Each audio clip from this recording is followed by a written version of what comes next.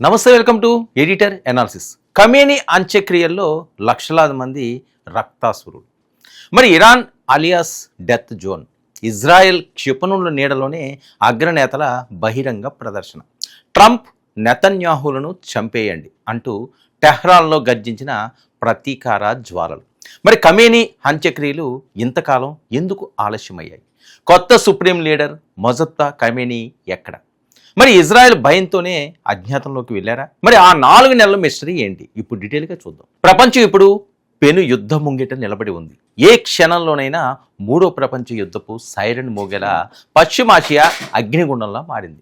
Iran సామ్రాజ్యాన్ని దశాబ్దాల పాటు శాసించిన ఐరన్ మ్యాన్, మాజీ supreme leader Ayatollah Ali Khamenei అంత్యక్రియల వేళ ఇరాన్ రాజధాని టెహరాన్ ప్రతీకార జ్వాలలతో రగిలిపోయింది. ఇన్నాళ్ళు అగ్రనేతలను వేటాడి చంపిన అమెరికా, ఇజ్రాయెల్ దేశాలకు ఇరాన్ గడ్డపై నుంచి ఒక బహిరంగ డెత్ వారెంట్ జారీ అయింది. అమెరికా అధ్యక్షుడు డొనాల్డ్ ట్రంప్ ఇజ్రాయెల్ ప్రధాని బెంజమిన్ నెతన్యాహులను నడి రోడ్డుపై హతమార్చాలంటూ లక్షలాది గొంతుకులు ఒకేసారి గర్జించాయి. భయానక క్షిపణి దాడుల ముప్పు పొంచి ఉన్న ఇరాన్ మిలిటరీ, పొలిటికల్ బాస్లు సుదీర్ఘకాలం తర్వాత ఒకే వేదికపైకి వచ్చారు. అసలు ఫిబ్రవరి 28న ఏం జరిగింది? 4 నెలల పాటు ఖమేనీ మృతదేహాన్ని ఎక్కడ దాచారు? కొత్త బాస్ మొస్తబా ఖమేనీ ఎందుకు అజ్ఞాతంలోకి వెళ్ళారు? గ్లోబల్ క్రైమ్ థ్రిల్లర్ రిపోర్ట్ ఇప్పుడు చూద్దాం. 2026 ఫిబ్రవరి 28 ఇరాన్ చరిత్రను మలుపు తిప్పిన ఆ నల్లటి రోజు. అమెరికా, ఇజ్రాయెల్ ఇంటెలిజెన్స్ శక్తులు అత్యంత పక్కా స్కెచ్తో వేసిన ఒకే ఒక్క మెరుపు దాడి ఇరాన్ గుండెను ముక్కలు చేసింది. శత్రువుల క్షిపణి దాడిలో ఇరాన్ సుప్రీం లీడర్ అలీ ఖమేనీతో పాటు ఆయన కుటుంబానికి చెందిన మరో 4 అక్కడికక్కడే ప్రాణాలు కోల్పోయారు. ఆ దెబ్బతో పశ్చిమాసియా అంతటా యుద్ధ మేఘాలు కమ్ముకున్నాయి. ఇజ్రాయెల్ ఎయిర్ ఫోర్స్ ఎప్పుడు టెహ్రాన్పై విరుచుకుపడుతుందో తెలియని భీతావాహ వాతావరణం. అందుకే ఖమేనీ మరణించిన భద్రతా కారణాల దృష్ట్యా ఏకంగా 4 నెలల పాటు అంత్యక్రియలను వాయిదా వేస్తూ వచ్చింది ఇరాన్ ప్రభుత్వం. ఎట్టకేలకు 4 నెలల మిస్టరీని విప్పుతూ వారం రోజుల పాటు సాగే అధికారిక శవయాత్రకు టెహ్రాన్లోని గ్రాండ్ మొసల్లా ప్రార్థనా మందిరం వేదికైంది. ఇక టెహ్రాన్ వీధులన్నీ జనసంద్రంగా మారాయి. తెల్లవారుజామునే ముస్లిం ప్రార్థనా స్థలానికి చేరుకున్న లక్షలాది మంది ఇరాన్ పౌరుల కళ్ళల్లో దుఃఖం కంటే ప్రతీకార జ్వాలలే ఎక్కువగా కనిపించాయి. చేతుల్లో ఇరాన్ జాతీయ జెండాలతో పాటు ఇస్లామిక్ సాంప్రదాయం ప్రకారం రక్తాక్షరాల ప్రతీకారానికి ప్రతీకగా భావించే భారీ ఎరుపు రంగు జెండాలు టెహ్రాన్ ఆకాశాన్ని కమ్మేశాయి. ఎక్కడ చూసినా అమెరికా అధ్యక్షుడు డొనాల్డ్ ట్రంప్, ఇజ్రాయెల్ ప్రధాని బెంజమిన్ నెతన్యాహులను ఉరి తీస్తున్నట్లు, హతమారుస్తున్నట్లు ఉన్న భయంకరమైన గ్రాఫిటీలు, పోస్టర్లు వెలిశాయి. ఇది కేవలం అంత్యక్రియల ప్రార్థన మాత్రమే కాదు, అమెరికా ఇజ్రాయెల్పై ఇరాన్ ప్రకటిస్తున్న అఫీషియల్ వార్ డిక్లరేషన్లా మారిపోయింది. ఆ అంత్యక్రియల వేదికపై మైకు పట్టుకున్న కవి మహమ్మద్ రసూలీ చేసిన నినాదాలు అక్కడ ఉన్న లక్షలాది మందిలో రక్తాన్ని ఉడికించాయి. ఇకపై మాకు సాధారణ దుస్తులు లేవు, ఈ కఫనమే మా వస్త్రం. మా ఇమాంను చంపిన ఆ డొనాల్డ్ ట్రంప్ను హతమార్చడం ప్రతి ఒక్క ఇరాన్ పౌరుడి బాధ్యత అంటూ తన పిలుపునివ్వగానే టెహ్రాన్ నగరం ఒక్కసారిగా మరణం, అమెరికాకు మరణం అంటూ మారుమోగిపోయింది. మరి అక్కడికి వచ్చిన ఘోలా బ్రెజా సాబుని అనే సాధారణ పౌరుడు కూడా కెమెరాల ముందే శపథం చేశాడు. మా నాయకుడిని పొట్టన పెట్టుకున్న ట్రంప్ను ప్రపంచంలో ఎక్కడ ఉన్నా వదిలేది లేదని హెచ్చరించాడు. అటు ఆర్మేనియాలో ఉన్న ఇరాన్ రాయబారి ఖలీల్ షిద్దోలామి అయితే సోషల్ మీడియా వేదికగా ఎక్స్లో ఒక సంచలన పోస్ట్ కూడా పెట్టారు. మీరు మనుషులను చంపగలరు కానీ ఆదర్శాలను కాదు.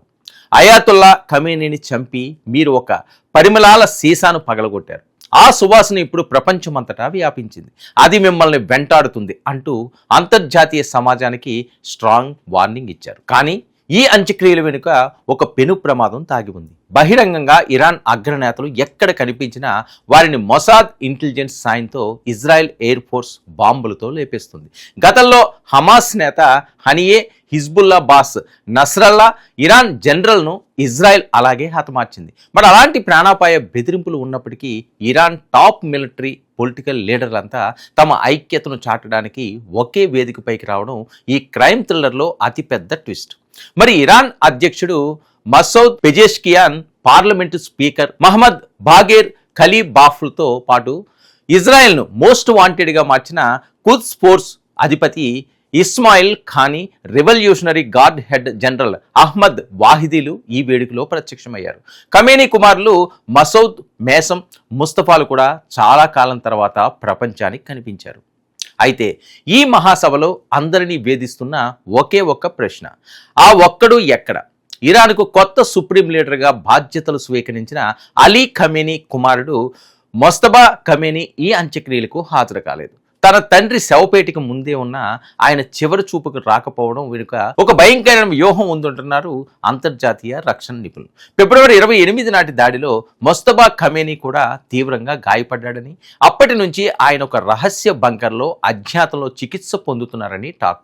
ఒకవేళ ఆయన బహిరంగ సభకు వస్తే శత్రు దేశం ఇజ్రాయెల్ శాటిలైట్ల ద్వారా ఆయన లొకేషన్ను ట్రాక్ చేసి అక్కడికక్కడే డ్రోన్ దాడిలో సరికొత్త సుప్రీం లీడర్ను కూడా ఖతం చేసే ప్రమాదం ఉంది. అందుకే ముసాయిదా వ్యూహంలో భాగంగా మస్దవాను అత్యంత సురక్షిత ప్రాంతంలో దాచినట్లు ఇంటెలిజెన్స్ వర్గాలు చెబుతున్నాయి. ఈ చారిత్రాత్మక ప్రతీకార ప్రార్థనలకు 97 ఏళ్ల వృద్ధ షియా మత గురువు అయాతుల్లా జాఫర్ సోబాని నడిపించారు.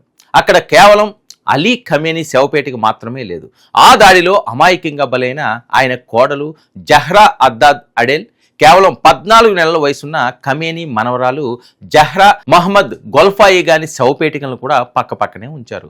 ఒక పసికందు శవాన్ని చూసి ఇరాన్ సైన్యం రగిలిపోతుంది. ఖమేనీ పార్థివ దేహాన్ని ఇరాన్తో పాటు ఇరాక్లోని పవిత్ర షియా నగరాల్లో భారీ శవయాత్రగా తిప్పనున్నారు. అనంతరం ఆయన జన్మస్థలమైన మషాద్లోని ఇయామ్ రిజా బలిపీఠం వద్ద అత్యంత కఠినమైన మిలిటరీ భద్రత నడుమ ఖననం కూడా చేయనున్నారు. ఇక అంత్యక్రియలు ముగుస్తున్న ఇరాన్ గుండెల్లో రగులుతున్న ప్రతీకార జ్వాలలు మాత్రం ఆడటం లేదు. మాజీ సుప్రీం లీడర్ అలీ ఖమేనీ శవపేటిక సాక్షిగా అమెరికా అధ్యక్షుడు డొనాల్డ్ ట్రంప్, ఇజ్రాయెల్ ప్రధాని నెతన్యాహులకు ఇరాన్ సైన్యం డెత్ వారెంట్ జారీ చేసింది. కొత్త సుప్రీం లీడర్ మొస్తబా ఖమేనీ అజ్ఞాతం వీడి బయటకు వస్తే పశ్చిమాసియాలో ఎలాంటి పరిణామాలు చోటు చేసుకుంటాయి? మరి ఇరాన్ తీసుకునే ప్రతీకార చర్యలకు ఇజ్రాయెల్ ఎలా కౌంటర్ ఇస్తుంది? ఏ క్షణంలోనైనా పేలడానికి సిద్ధంగా ఉన్న ఈ గ్లోబల్ పొలిటికల్ క్రైమ్ థ్రిల్లర్లో మరిన్ని తాజా అప్డేట్స్ను ఎప్పటికప్పుడు అందిస్తూనే ఉంటాం. ఇది ఈనాటి editor analysis. Stay tuned to 99 news.